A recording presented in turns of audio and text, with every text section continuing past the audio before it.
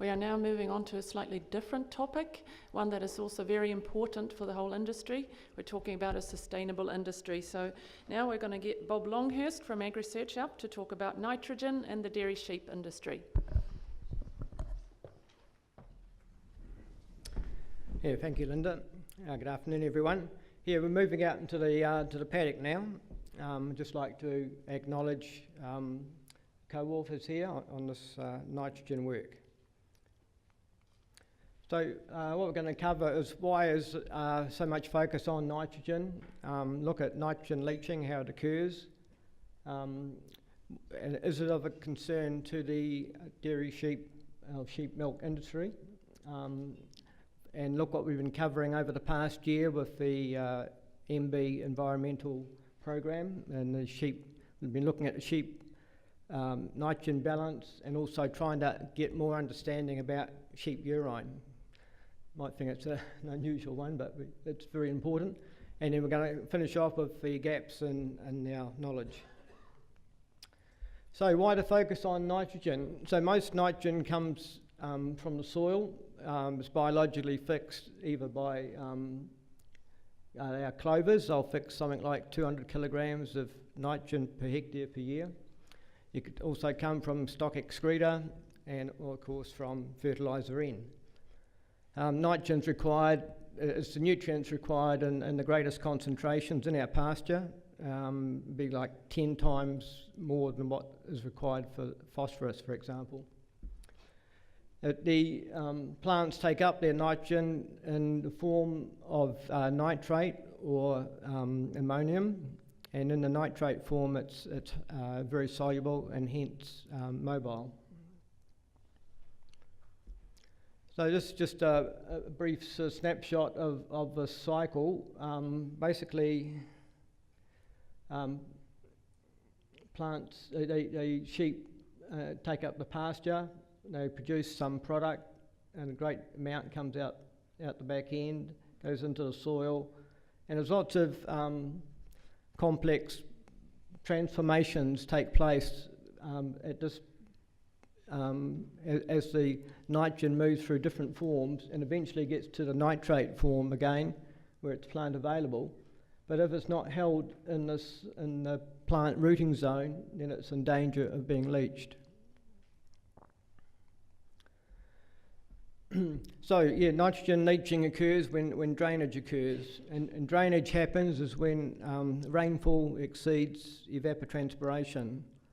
So I think lately would have been quite a bit of nitrate leaching has been occurring around the country. Animal urine is the greatest source of nitrogen. It's because it's relatively high concentration, and it's in a large volume in a small area.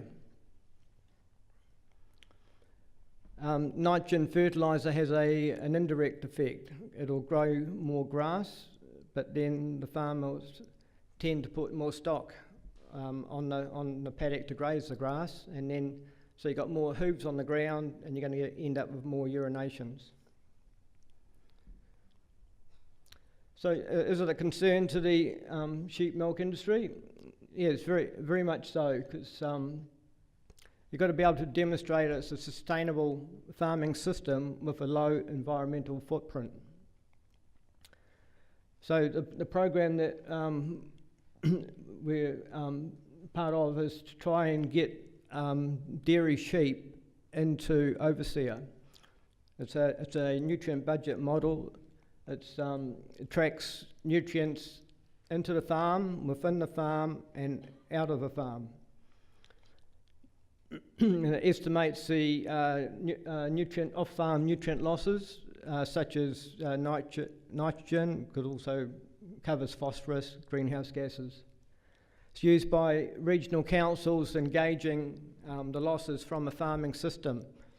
So it's dairy cows well covered, dairy goats are covered, sheep and beef is covered, but dairy sheep isn't.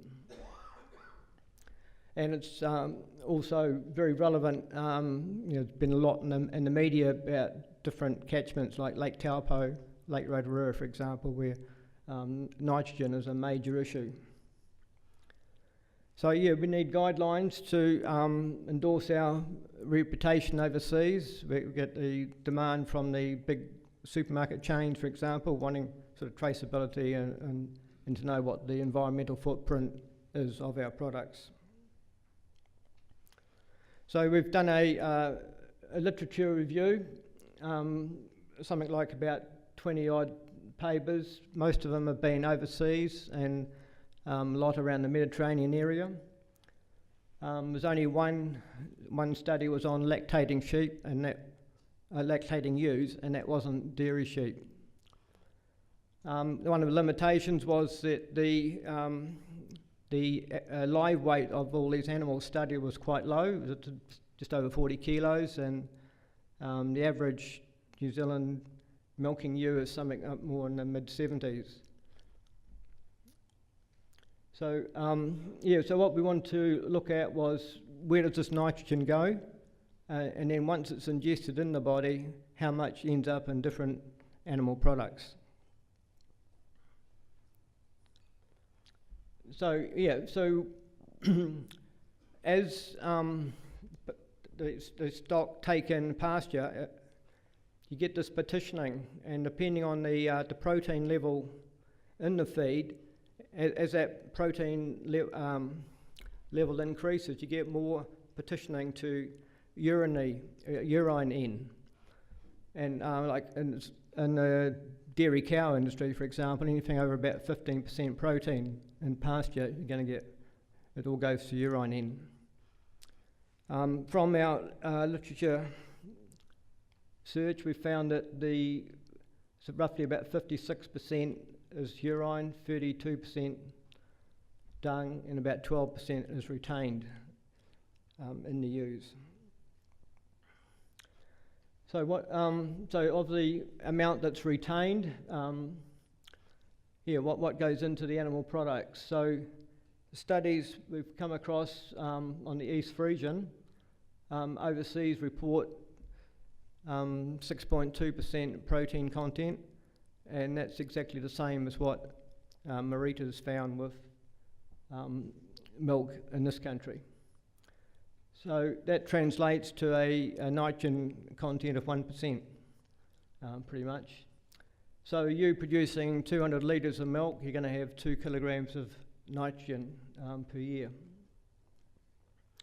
When it comes to wool, there's not many studies on that, but it's very high nitrogen content, it's about 17%.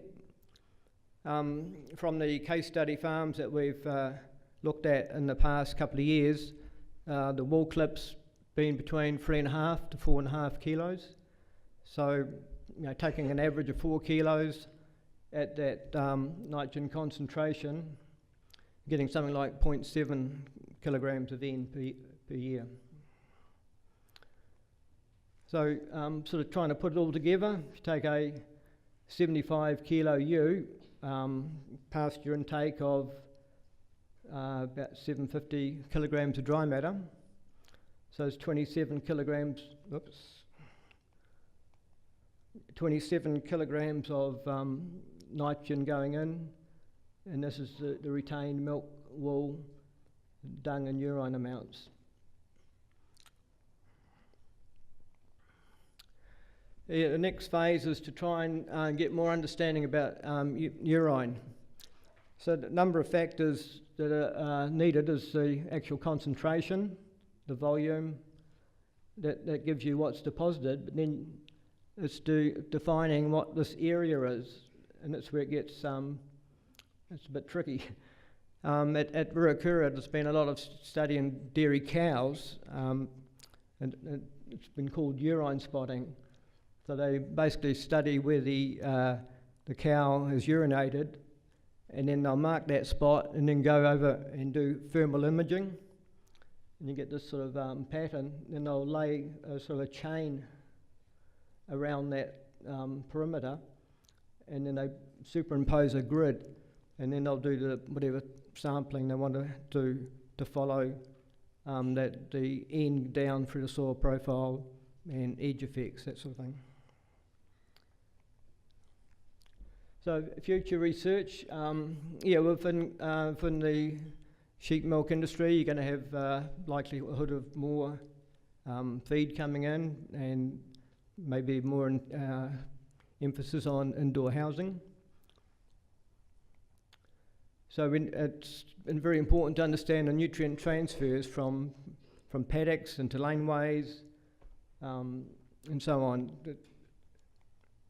We also want to gather more data about the sheep urine, because the variation is just enormous, and want to try and narrow that down. And also, like I mentioned before, about this edge effect. It's a real biggie in dairy cow, and we just want to see if it's the same situation in dairy sheep. And there's also hope there's possibly a possibility of a nitrogen leaching experiment somewhere. So in conclusion, it's very important for the sheep milk industry to demonstrate it's a sustainable farming system with a low environmental footprint. And we need greater understanding on nutrient cycling, and especially nitrogen. So we're going to understand the management of nutrient inputs into these farming systems, and then be able to model what that effect is. So I'd like to acknowledge our funders and also the valuable input from Ag Research colleagues. Thank you.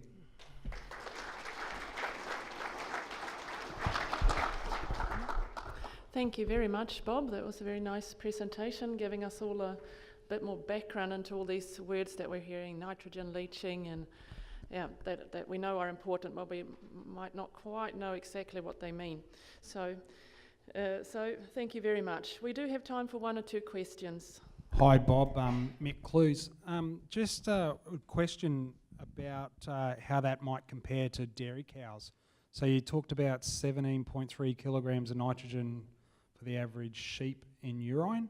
How does that compare to the average dairy cow? 17 kilos of nitrogen, that was on an annual basis. A dairy cow, it's going to be 5 or 6 times as high.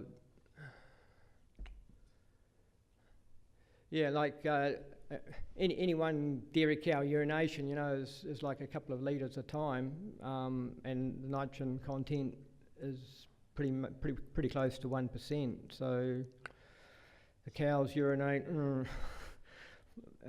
dozen times a day, and you can do the maths. I suppose the question comes from if we're going to come under some pressure, obviously in the Bay of Plenty and around Taupo. Yeah. And the possibility of converting dairy cow farms to milking sheep farms, with the idea that we might be lowering the nitrogen load, just how overseas is going to compare a dairy sheep versus a dairy cow. Yeah, this is where we're heading. Yeah, you're exactly right. There's a lot of those sensitive catchments where dairy cow farming, like even around Lake Rotorua, as possibility of farm system change, and I would imagine, my gut feeling is that dairy sheep farming is a very viable option, and under that scenario. But we're still trying to get the numbers, and there is a requirement for ongoing research to, like I say, of this nitrogen leaching and so on. Yeah. Thank you. Okay, thank you very much, Bob, for your presentation. And now we're going to move on to the... Yep.